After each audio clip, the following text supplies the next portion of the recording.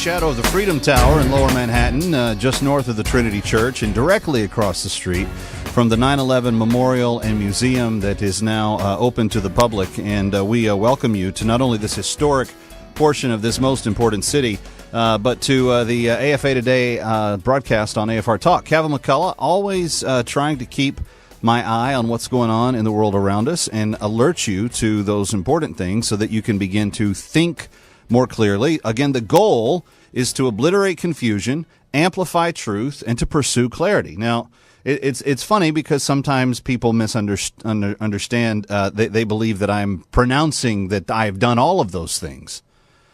Friends, I'm a broken down, sinful creature. I'm barely doing good to get out of bed in the morning. But if we work on it together, I'm convinced we can achieve some degree of success with it. So the goal is to obliterate confusion, amplify truth, pursue clarity as best we can. Kevin McCullough, glad to have you with us. We're going to talk a little movie business in the next hour. There's a new feature film called Summer Snow that I want you to know about, and I want you to know about its history and its purpose and why. So we're going to talk with the producers of that film. That's going to be good. But there are some big stories, and I mean humongous, bigger-than-life stories that are not being talked about today, that should be being talked about in every corner of the news media around this country.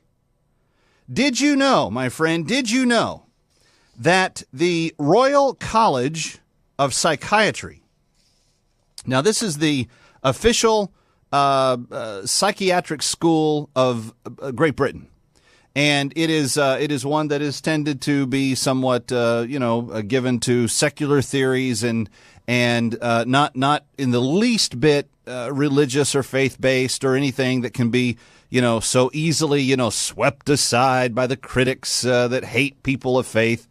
No, this is the Royal College of Psychiatry. It's the one that if the King or Queen of England had a son or daughter that wanted to be a psychiatrist, I don't think they'd even have to pay for admission because it's the Royal College of Psychiatry. But it is a very well-respected school amongst the psychiatric institutions that teach psychiatry across the universe. Why is all of that important? Why are all of those bona fides important in terms of what I'm about to tell you? Because if what they said in their most recent report turns out to be true, it undoes every single bit of activism that has been waged on the basis of sexual behavior in the last 30 years. Now, that may be a mouthful. What do you mean, Kev?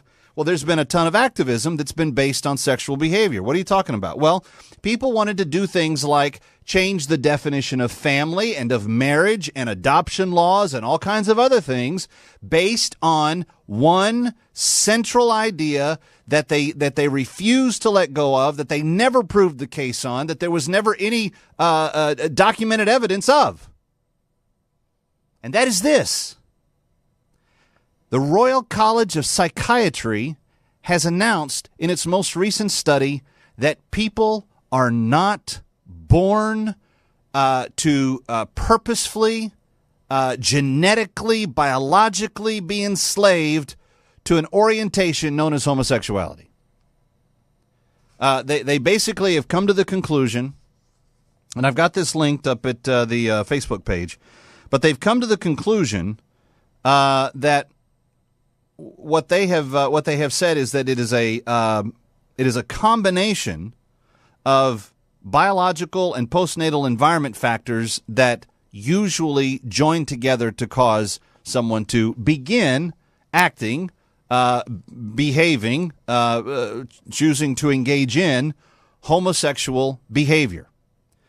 When you take out the legs of the stool saying that people are, to quote Lady Gaga, born that way, you have crushed the argument that laws should be changed. You have crushed the argument that the definition of marriage has to be changed. You have crushed the argument of whether or not a family can and should be defined as the way it's always been defined as. Now, it will be interesting, my friend, to see how many news places come up with any coverage of this. It'll be interesting to see if CNN runs one story on it. It'll be interesting to see if MSNBC takes 5 seconds to acknowledge that this study has been published by the Royal College of Psychiatry. It'll be, I'll drop dead from disbelief. I'll faint, hit my head on the floor, and die if ABC, NBC, or CBS covers this. And if they do anything of like in-depth coverage of what it actually means, I don't know. I'm going to have to give up all my children. I mean, I can't think of a surprising, shocking value, something that could be done to equate to the shock that I will have if any of those mainstream news outlets report on this.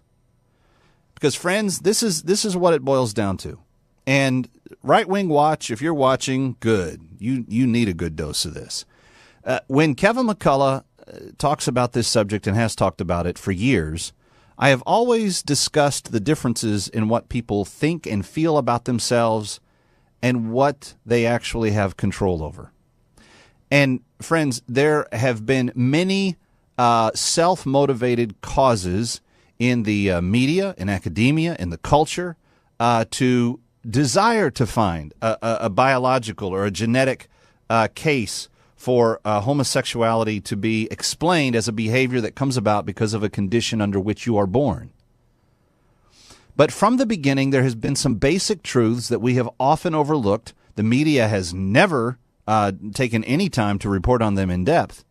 And that is that environmental factors, nurturing factors, factors that are present or not present in children's lives have an overwhelming impact on people that are, at the end of the day, engaging in homosexual behavior. And it happens to be very different. It happens to be very different. Women tend to, those that tend to then engage in homosexual behavior, tend to have very different pasts and circumstances than men who engage in homosexual behavior do. Why? Well, they happen to be completely different beings. That's the other thing that I nearly dropped dead of faint from. This last Sunday night, Leslie Stahl on 60 Minutes did an entire, 15, 20-minute piece on the fact that the medical community, and she was approaching it from the issue of how drugs affect the body, and so they were talking about Ambien, which is the number one over-the-counter or prescribed or whatever it is sleep aid in America. And it turns out the drug works very differently in a woman's body and her metabolism, the chemical makeup of who she is, than it does in a man's. And what they have discovered is that because of the differences that God put in the human beings between men and women, they're almost not at all alike. But many of our medical schools have stopped acknowledging the differences and just said, well, we're just gonna study the human being because it's just the human being and it's all interchangeable. And that's the great lie of the feminists from the 60s, that everything is substitutionable, that it's the same as, not that it's equal to. Equality is different than being the same. But the argument is that God didn't make two different sexes. The argument is God doesn't exist. The argument is that whatever God said was one way, humans had to say it was something different, because if they had to acknowledge God, everything else would change. Well, it turns out, as 60 Minutes reported this last week, men and women are incredibly different. And now they're starting to go back and look at medical studies that have been standing for 20 to 40 years, and they're examining the fact that they did studies predominantly on just men. And guess what? Drugs are having a whole different impact on women than they are men. And it's throwing out all kinds of research conclusions and other things that they've been dealing with. One of the doctors interviewed in the piece, Leslie asked him, what is this change? He says, essentially everything. She says, there's not any research studies that have been done. He says, essentially, you got to go back and you got to do it all over again. All of it. Because of the differences in men and women. Men and women are different. I spent a whole chapter of this on this in my first book, Musclehead Revolution. I think you can get it on Amazon for all of a nickel, a used copy, but you should. It has 10 of the most important fundamental worldview formation, worldview thoughts that every person needs to understand in order to make sense of the world around them. And one of them is that men and women are insanely different from each other. And why does that have any impact? Because when you then start talking about sexuality and sexual behavior, not everything can substitute for something else. From a natural law standpoint, if men and women are intangibly different, then two of the same is never going to equal one of one and one plus another. Two of the same will always have some deficiency in its equation. So two women are going to be overloaded on some things and underloaded on other things. Two men are going to be the exact same way. But a man and a woman, hormonally, chemically, biologically, they complete one another, and there is a union there. Now, why does any of that matter? It doesn't if you don't believe in God. But if you understand that God created the human experience that way for a reason, and that the product of that experience is further generations, more kids, more generations of people to come and to repopulate, then you begin to see that there's something else at work in this whole thing besides just what I feel. And the Royal College of Psychiatry today announcing that they have come to the conclusion, the medical conclusion of the Royal College of Psychiatry, one of the most well-respected in secular circles, schools of psychiatry on the planet, saying in no uncertain terms, people are not born forced to engage in homosexual behavior. They are not born as, quote, a state of being homosexual. They are born as a human being.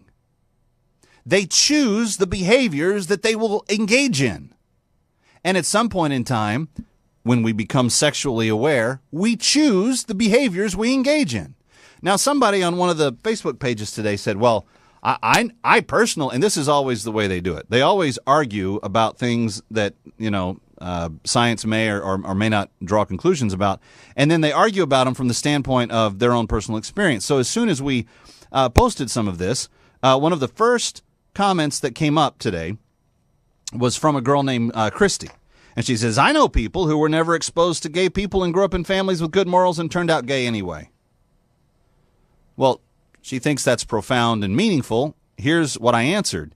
Meaning at some point, what those people that you just described who grew up in good families and had good morals and turned out gay anyway, all that means is that at some point they still made a decision to begin and act on impulses that were of a sexual nature.